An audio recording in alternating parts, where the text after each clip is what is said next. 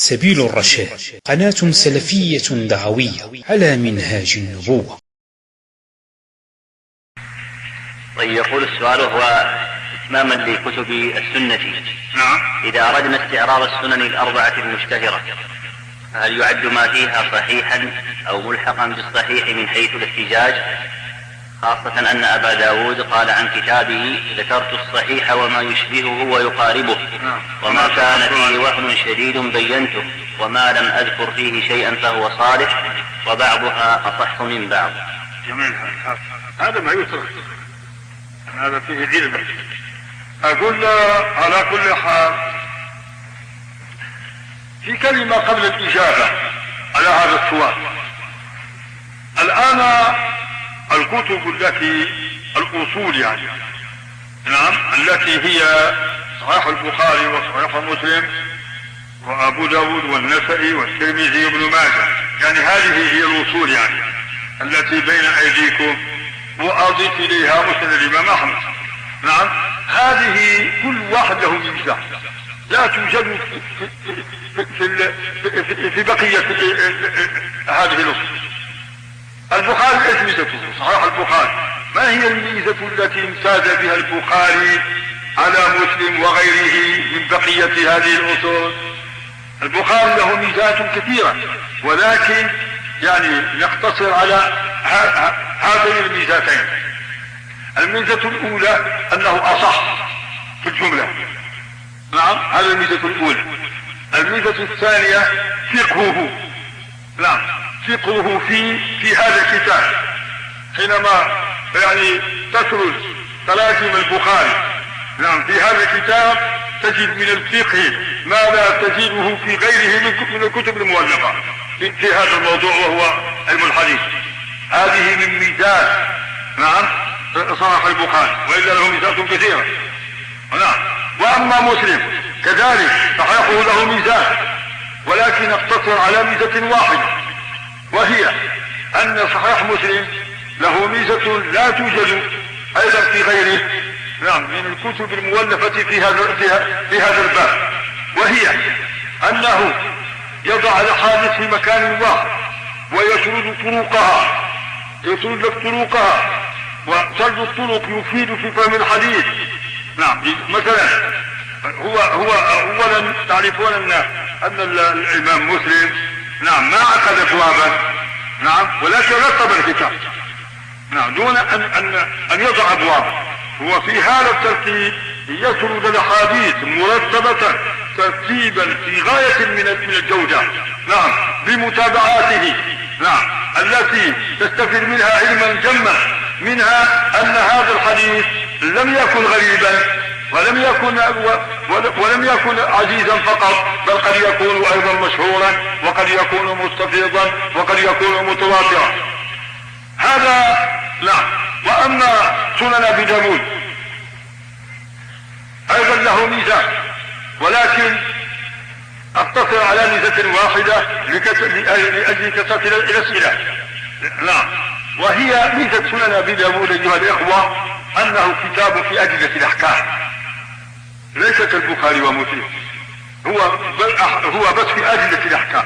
ولهذا تجد الآن علماء المالكية، نعم، علماء المالكية القدامى، هو الآن ما في علماء المالكية الآن، نعم، علماء المالكية القدامى تجدهم حينما يكتبون، نعم، في فقه الحديث، نعم، يقدمون سنن أبي داود أمامهم، يضعونه أمامهم، نعم.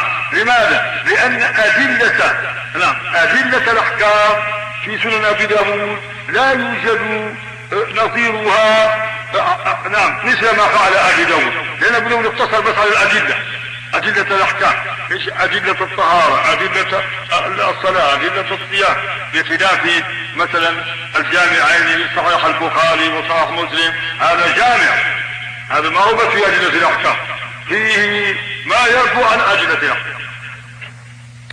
أما الترمذي، جامع الترمذي، هذا الكتاب العظيم، الذي غفل عنه كثيرون من الناس من طلبة العلم، هذا الكتاب فيه ميزات عديدة لا تجدها في غيره.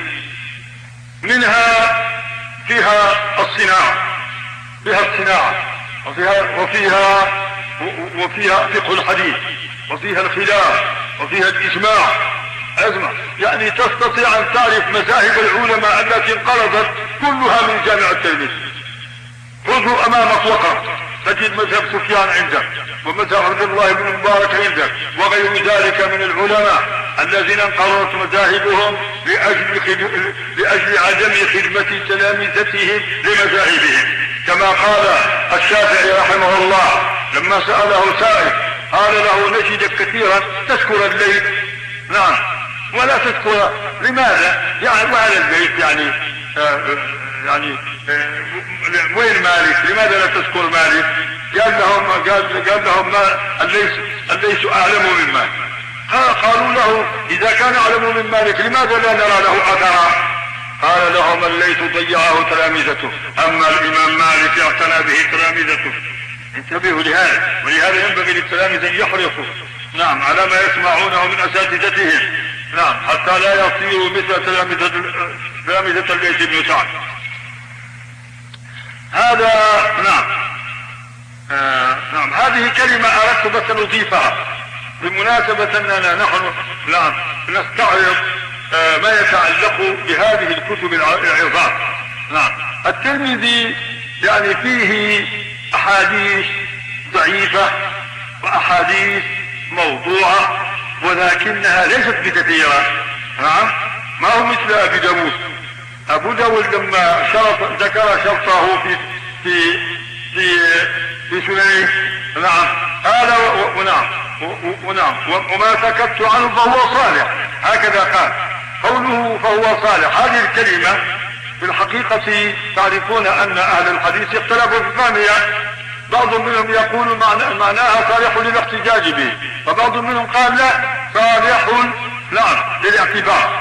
وهذا هو الصحيح، أنه لا يصلح للاحتجاج إلا بعد الجرائم، بعدما يدرك ويوجد له متابع أو شاهد يحتج به، وإلا فلا.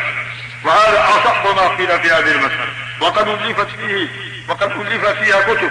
فعندي الآن كتاب ألفها طالب علم جيد في هذا الباب حول كلمة أبي داود وما سكت عنه فهو صالح، والكتاب هذا موجود منتشر في المكتبات. طيب نعم، فين السؤال الذي؟ نعم. وأما سنن النسائي لسه ما انتهينا من هذا. وأما سنن النسائي قسمان: الكبير والسنن الكبرى والسنن الصغرى. السنن الكبرى مليان من الطعام ومن الموضوعات، فلذا يقولون لما انتهى منه هذا الإمام الكبير النسائي، لما انتهى من تأليفه قدمه للأمير في بلده، نعم، فقال له: هذا الكتاب كله صحيح؟ قال له: لا، فيه ضعيف، فيه كذا، ياتلو ترجع به ولخص لنا الصحيح واترك عنا الضعيف والموضوع. فلخص منه السنن الصغرى التي بين ايدينا الان وهو المشتبه. نعم، فلهذا يقول بعض اهل العلم بهذا الفن: نعم، شرط